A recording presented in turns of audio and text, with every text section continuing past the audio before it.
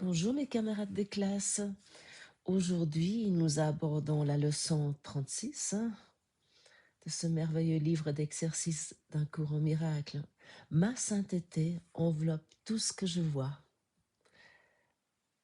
Cette leçon est une étape importante parce qu'elle déplace vraiment radicalement notre manière de regarder le monde.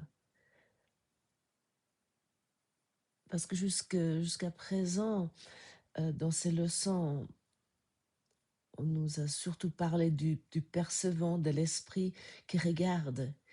Ici, nous allons un pas plus loin. Ça inclut désormais ce qui est perçu. Et non seulement l'esprit est concerné, non, mais aussi le monde que nous voyons. Et autrement dit, il ne s'agit pas seulement de ce que je suis, mais de ce que je vois à travers ce que je suis. Donc le rêveur du rêve. Et dans cette leçon, le cours ne s'adresse pas aux personnages qui nous croyons être dans le monde. Il s'adresse aux rêveurs du rêve.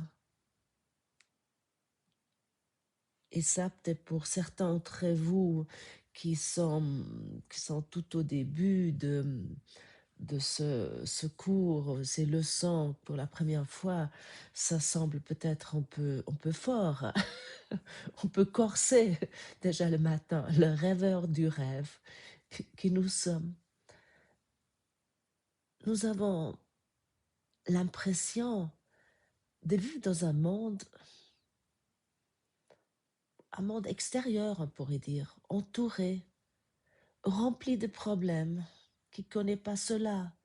Des manques, rempli de conflits ou de déceptions, tout ce qui ne va pas, euh, tout ce qui devrait être autrement. Mais ce cours, et surtout avec ces leçons, ça vient encore plus clair. Nous allons dans la pratique. Nous apprenons que ce monde est une construction mentale.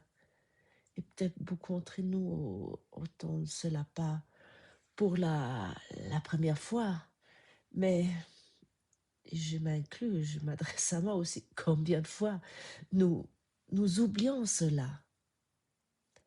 Que le monde est un écran sur lequel nous projetons quelque chose, ouais, sans cesse. Et que nous projetons quelque chose d'énorme tout le temps. Et qu'est-ce que c'est, ce quelque chose?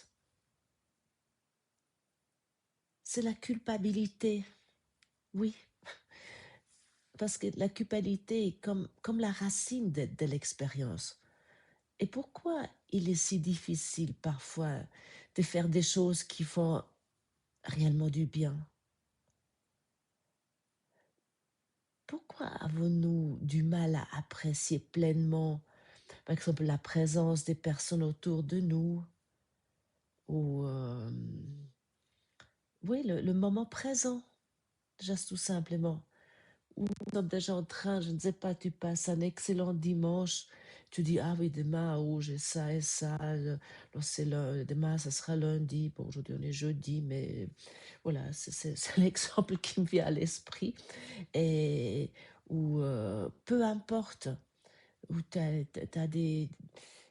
Oui, tu as certaines choses qui reviennent, hein, et puis là, tu te dis peut-être, oui, mais ça c'est pas réglé, et puis avec ma fille, ça va toujours pas, et ainsi de suite. Et, mais ainsi, oui, nous gardons, nous ne sommes pas en train d'apprécier pleinement la présence du moment. Et pourquoi, par exemple, nos désirs semblent aussi si souvent ne pas s'accomplir? Et il y a une réponse très simple et qui est toujours la même et qui apparaît si souvent dans le cours. C'est la culpabilité inconsciente. Et ça, c'est pas maintenant pour nous enfoncer encore le clou, non, du tout. Mais autant que nous, comme je viens de dire, c'est la culpabilité inconsciente. Autant que nous ne voulons pas vraiment le voir, nous mettons tout à l'extérieur, le problème est toujours dehors, euh, ça reste inconsciente. Et cette culpabilité ne vient pas de ce que nous faisons dans le monde. Non, elle vient de l'idée fondamentale et totalement, mais vraiment totalement fausse, totalement erronée, que nous serons séparés de Dieu. Mais c'est vraiment très inconscient pour la plupart d'entre nous, parce que Dieu, ça nous semble tellement loin. Tu crois pas que cette culpabilité souvent vient de ça, ou ce sentiment de mal-être, de pas vraiment être heureux, pas être vraiment malheureux, ce sentiment bof bof, ouais, ce sentiment un peu, euh, oui, où tu te dis peut-être tout va, mais rien va. C'est cette frustration ou cette dépression ou cette tristesse, mais quand même supportable parce qu'entre les deux, ça va à peu près. Et, et ça, c'est souvent, nous voulons pas voir que cette culpabilité, mais qui est totalement erronée, qui est une folie, cette croyance qui nous rend séparés de Dieu. Mais c'est ça la racine.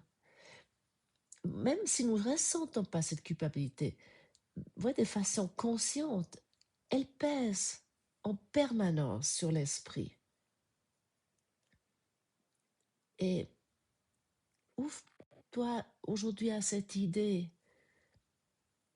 Je me suis longtemps dit, ah non, je dis, bon, intellectuellement, oui. Juste que je me suis vraiment dit, ok, Saint-Esprit, j'entends, ça me semble tellement loin, ça me semble tellement euh, pas croyable parce que j'ai 12 millions d'autres preuves pourquoi peut-être je me sens, des choses me pèsent, ou etc. Et, et pourquoi? Parce que elle est trop douloureuse à regarder directement. Et ça peut-être aussi te semble tiré par les cheveux parce que nous avons mis tellement de couches par-dessus pour pas voir ça. Et tellement d'excuses parce que nous voulons maintenir au monde que nous avons fabriqué. C'est-à-dire, je reviens déjà à ce qui a été mentionné il n'y a pas si longtemps, pour maintenir à jouer à Dieu, à nous prendre pour Dieu. Nous avons inventé un monde extérieur rempli de problèmes. Enfin, et pourquoi? De nous distraire de cette idée, de ne pas voir ça. Et ainsi, au lieu de regarder la culpabilité en nous, nous la voyons partout ailleurs. Connais-tu cela aussi? Chez l'autre, chez le voisin, chez le partenaire de vie, chez la belle-mère, chez la belle-fille, dans les situations. Mais c'est normal que si ça va comme ça peut pas être autrement. C'est la faute à lui. Il m'a fait une vacherie. Et voilà. Ou dans le corps. Le corps, c'est un merveilleux outil aussi. C'est l'outil principal, je oserais presque dire, de l'ego. Ah oui, donc. Ah, c'est la faute de la grippe. Parce que on m'a filé la grippe, comme je vous ai déjà dit l'autre jour. Je suis toujours sans grippe. Hein. On peut parfois le nez bouché, mais j'ai pas la grippe. Je peux parfois, par moment, lorsque je suis pas alignée, il y a la gorge qui me gratte, ou des choses comme ça vacille, mais je vois très bien que d'où ça vient. Et ça peut même, avec un détachement, me faire rire. Ah, si j'avais pas telle maladie, ah, c'est la faute j'ai des gènes. Ah, tout le monde dans ma famille, ils ont du rhumatisme, bien sûr, je l'ai aussi, ou peu importe. J'ai des mauvais os, c'est génétique. Mes coronaires, c'est génétique. J'étais faire dernièrement un check-up, mais je le fais exprès parce que mon père me l'a dit. Même je suis méga sportive, mais j'étais faire un check-up de mes coronaires parce que lui, il a ce problème et c'est génétique. Dans le passé merveilleux aussi pour ce. Avec ça, nous pouvons garder la culpabilité sans cesse. Ah oui, ça, il y a plein de gens qui sont fautifs. C'est la faute de le passé. Ouvre les livres d'histoire. Ah, là, on a plein de euh, ces personnes qui, soi-disant, ont fait des choses horribles. Tous nous, les Germaniques, donc pas que les Allemands, les Autrichiens y compris, on a ce, ce culte, j'ose dire, de culpabilité du national-socialisme et nous le soignons, hein. Alors, ça fait longtemps que j'ai quitté l'Autriche, mais je crois que ça a encore lieu. Et puis, je sais en tout cas en Allemagne, tout, euh, tout écolier à l'entour des 15 ans doit visiter un camp de concentration. En Autriche, j'avais un seul vers Vienne et j'ai dû le visiter à l'âge de 15 ans avec ma classe. Je peux vous dire, waouh! Mais c'est quoi ça? J'ai dû voir ça dans mon film. Maintenant, avec du recul, je peux vous dire, c'était juste pour mettre la culpabilité dehors. Mais ça m'a perturbé des mois et des mois. Ça m'a hanté. J'ai eu des cauchemars de ça. Euh, Lorsque vous devrez visiter ces fours et euh, ces douches, soi-disant, où le gaz rentrait et tout ce qui va autour. Et en plus, c'est un lieu c'est près de la frontière hongroise. Et c'était au mois de novembre. Et ça, il faisait froid et gris et c'était triste. Mais c'était mon film.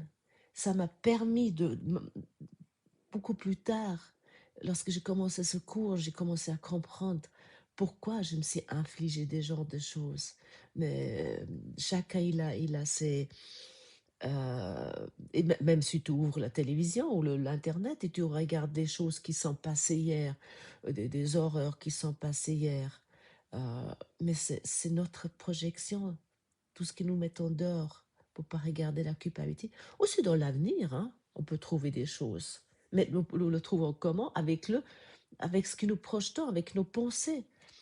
Euh, et si je considère quelqu'un comme coupable, consciemment ou non, je veux le punir, non?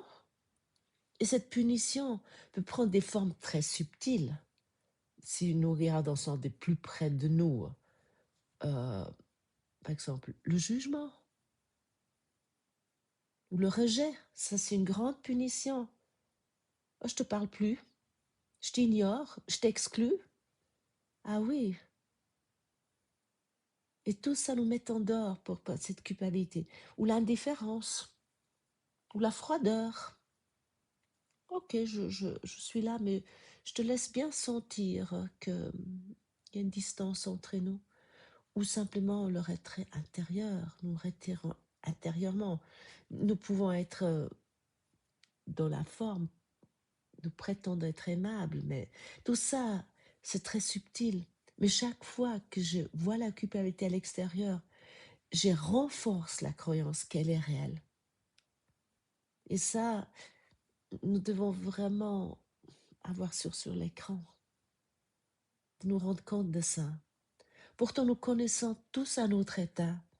Et, et beaucoup ont déjà ressenti ce sentiment d'innocence. Par exemple, en regardant un petit enfant. Pourquoi ça nous émerveille tellement? Pourquoi dès qu'il y a un bébé ou un petit enfant dans une poussette, et puis ou peu importe, tu es en ville, si tu n'as pas des petits enfants autour, et le regard se pose et nous sommes émerveillés par ce sentiment, ce regard d'innocence, où euh, aussi souvent les grands-parents sont très actifs avec leurs petits-enfants lorsqu'ils sont tout petits, ils veulent les avoir à tout prix. Et pourquoi?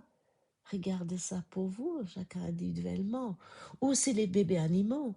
J'ai eu, bon maintenant ils ont 9 mois, mais j'ai eu des chatons qui avaient 2 mois et demi. Et c'est vrai, il y a cette innocence, cette inconscience, et ils allaient partout et je les ai laissés plus ou moins dehors, lorsque sur la terrasse, et puis ils avaient cette découverte et cette innocence, tout les émerveillait, ou un coucher de soleil, ou un moment de profonde simplicité, ou je ne sais pas, heu heu lorsque tu étais déjà dans un paysage, où il y a encore personne qui a nagé, marché, ah, dans la neige, heu, où tu fais les premières traces avec des skis et il y a encore personne. C'est ça, c'est des moments, de sentiments d'innocence, ou aussi un matin au bord de mer où le où il y a personne. C'est des moments d'innocence, et dans ces instants, il n'y a rien à défendre, rien à prouver, rien à corriger. Il y a un sentiment de légèreté, de détachement et parfois même oui, d'élévation, on pourrait presque dire. Et ce cours nous dit que cet état n'est pas exceptionnel, il est naturel, c'est notre état véritable. Parce que le cours, les leçons nous rappellent à une idée centrale, cette leçon. Tu es saint parce que ton esprit fait partie de celui de Dieu. Et la sainteté n'est rien de moral. Elle ne dépend pas de ce que nous faisons bien ou mal. Être saint signifie être sans péché, c'est-à-dire que sans culpabilité réelle. Et pour cette raison, le cours est très clair. Il est dit, on ne peut pas être un peu sans péché. Non, nous ne sommes pas un peu sans péché, écoutez bien. Ou bien on l'est entièrement, ou bien pas du tout. Si une partie de l'Esprit de Dieu pouvait être coupable, alors Dieu lui-même serait coupable. Ce qui est impossible, non? Et la vue ne vient pas de l'ego. La leçon affirme quelque chose de très fort. Ta vue est reliée à la sainteté de Dieu, pas à ton ego. Et c'est donc pas à ton corps. Ce que nous voyons ne dépend pas des yeux. Cela dépend de l'esprit qui regarde. Quand l'esprit est chargé de culpabilité, il voit un monde de culpabilité. Quand l'esprit commence à se souvenir de son innocence, il voit autre chose. Le renversement, ouais, est proposé par cette leçon. Parce que jusqu'à présent, nous avons fait une chose très précise. Nous avons coloré le monde avec notre culpabilité. Puis nous avons cru que cette culpabilité venait du monde. Et la leçon 36 nous invite à un renversement complet. Au lieu de dire le monde est fautif, donc je me sens mal. Ici, on nous propose ma sainteté enveloppe tout ce que je vois. Tout ce que je vois, écoutez bien, c'est pas que ça et pas ça. Et ça inclut des choses tout simples. Ma sainteté enveloppe cette tasse, ma sainteté enveloppe ce smartphone. Euh, oui, ce n'est pas une description. Ce que nous croyons déjà, c'est un entraînement d'esprit. Et il est très important d'être honnête. La plupart d'entre nous ne croient pas encore vraiment à cette affirmation. Oui, moi aussi, je vacille entre cela. Mais pour cette raison, je pratique avec vous. Nous pratiquons ensemble, même si nous ne nous connaissons pas. Dire que ma sainteté enveloppe bah, euh, ce stylo, par exemple, ou ce table de bureau, euh, ou ce corps, ou cette situation même. Ça, ça peut même nous sembler ridicule, non? Mais cela n'a aucune importance, non? Soyons un peu ouverts aujourd'hui pour... Nous faisons tellement de choses ridicules sans nous rendre compte, en tout cas moi. Hein. Si je prends un peu de recul, je me rends compte, mais autrement pas. Lorsque je me colle dans mon écran, lorsque... non, alors, mais, en fait, on est ridicule sans cesse. Et ces cours ne nous demandent pas de croire. Ils nous demandent une chose, mes amis, c'est de pratiquer, oui, pas plus que ça. Et reconnaître notre sainteté ne signifie pas de nier ce qui nous ressentons. Non, au contraire, cela signifie que chaque fois que la culpabilité, le jugement, ou la colère ou la dépression apparaissent, nous les exposons doucement à la lumière de la vérité, non pas pour les combattre, mais pour les regarder autrement, pour l'envelopper de notre sainteté. Le pardon dans le cours consiste précisément à retirer, oui, à retirer vraiment nos jugements passés, ce que nous voyons. Et, et à mesure que nous retirons les jugements, quelque chose change. Et, et parfois très lentement, il y a une nouvelle perception qui est presque pas perceptible, qui apparaissent.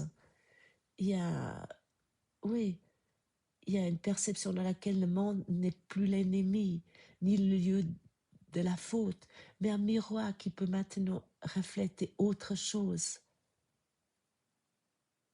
Et la leçon 36 ne nous demande pas d'être parfait. Elle nous invite simplement à envisager une idée radicalement différente. Et si ce que je vois n'était pas condamné, et si ma perception pouvait être guérie à la racine, ma sainteté enveloppe tout ce que je vois. Et nous n'avons pas besoin d'être convaincus. Il suffit de lui faire un peu de place. Et c'est ainsi l'entraînement de l'esprit commence réellement. Et as-tu ce petit désir de pratiquer cela avec moi aujourd'hui? Merci d'avoir passé ce moment et à demain.